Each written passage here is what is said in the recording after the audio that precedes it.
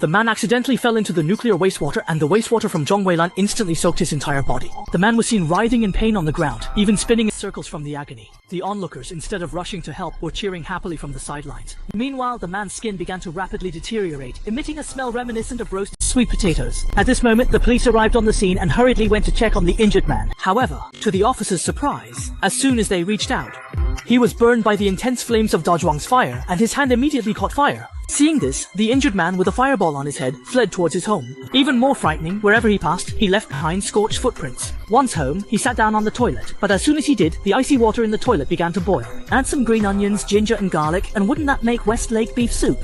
In the following moment, the man's skin began to undergo a reaction, swelling from within as though it were on the verge of bursting. At that precise instant, the man unexpectedly experienced a wave of dizziness and instinctively placed his hand upon his head. To his utter astonishment, his hair detached with the slightest touch, resembling singed chicken feathers. The bewildered man found himself even more perplexed, utterly uncertain about what was transpiring, prompting him to quickly rise to his feet. He hastily rushed over to the mirror to inspect his reflection, and was utterly shocked to discover that he had transformed into the woman associated with the Silver Horn King, with even his chest muscles swiftly expanding. After a surge of intense anger, the man transformed in a manner reminiscent of Ultraman, morphing into a formidable figure. Later that same night, a few robbers were taunting the patrolling security guards. Just as they were on the verge of attacking the guards, Dazhuang appeared from behind the robbers and gently placed his hands upon their faces. Effortlessly, he threw the robber about 800 meters away, then gently grabbed the heads of two others and with a light push, tore off the villain's fur. However, at that moment, the robber who had been thrown away was still unwilling to give up and delivered a critical hit to Dazhuang's nose.